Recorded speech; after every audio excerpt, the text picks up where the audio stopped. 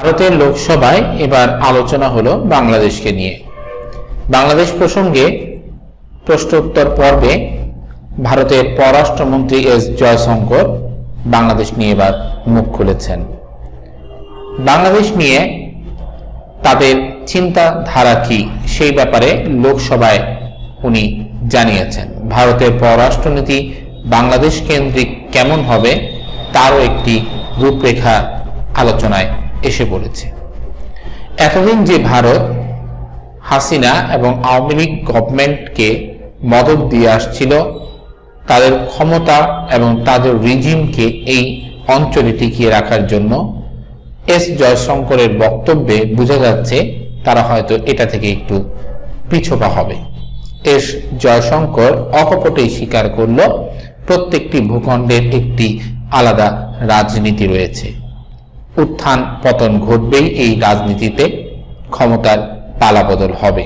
অর্থাৎ এস জয়শঙ্কর মেনে নিয়েছেন যে হাসিনা গভর্নমেন্ট এবং আওয়ামী লীগ গভর্নমেন্ট ক্ষমতার মসনদে আসাটা এখন খুবই কঠিন। সুতরাং বাংলাদেশ যেভাবে চলছে এবং সামনের বাংলাদেশের মসনদে যে রাজনৈতিক দলই আসুক না কেন, ভারত তাদের সাথে কাজ চালিয়ে যাবে। এস জয়শঙ্কর তার বক্তব্যে আর উল্লেখ করেন তাদের প্রতিবেশী দেশ চীন এবং পাকিস্তানের অনেক উন্নয়নমূলক গুরুত্বপূর্ণ কার্যাবলীতে ভারত যেভাবে সহযোগিতা করেছে, বাংলাদেশেও কিন্তু তার ব্যতিক্রম নয়। বাংলাদেশে ভারতের অনেক অবদান রয়েছে, এই বক্তব্যও কিন্তু এস জয়শঙ্কর বলেছে।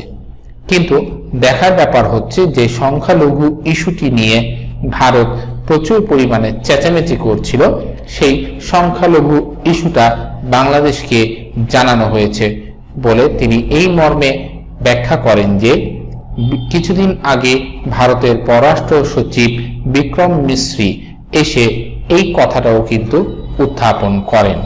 সংখ্যালঘুদের নিরাপত্তা দিতে হবে এবং সংখ্যালঘুদের নিরাপত্তার স্বার্থ অর্জন করা বাংলাদেশের অগ্রগতির জন্য সহায়ক, এই কথাটিও বুঝিয়ে গিয়েছেন বাংলাদেশের প্রশাসনকে। এখন এস জয়শঙ্করের বক্তব্য থেকে বোঝা যাচ্ছে যে ভারত কখনোই বাংলাদেশকে হাতছাড়া করতে নারাজ। ভারত বাংলাদেশের যে গভর্নমেন্টই আসুক না কেন তাদের সাথে একটি ডিপ্লোম্যাটিক আচরণ করে বাংলাদেশে যে তার ইনভেস্টমেন্টগুলো রয়েছে এবং বাংলাদেশকে নিয়ে তার যে চিন্তা চেতনা রয়েছে সেটাকে সামনে এগিয়ে নিতে চায়। কিন্তু এখন দেখার ব্যাপার, আপামর জনতা ভারতকে যেভাবে ঘৃণা করা শুরু করছে, সেই সাথে সাথে সামনের দিনের যে প্রশাসন বাংলাদেশে আসবে সেটা যদি ভারত বিদ্বেষী পরিপূর্ণভাবে রূপ লাভ করে, তাহলে ভারতের পক্ষে টিকে থাকা বাংলাদেশে কঠিন। অর্থাৎ বাংলাদেশ এবং বাংলাদেশের আশেপাশের দক্ষিণ এশিয়ার যে দেশগুলো সম্পূর্ণটাই কিন্তু ভারতের হাতছাড়া হবে, যেটা ভারত একদমই চায় না।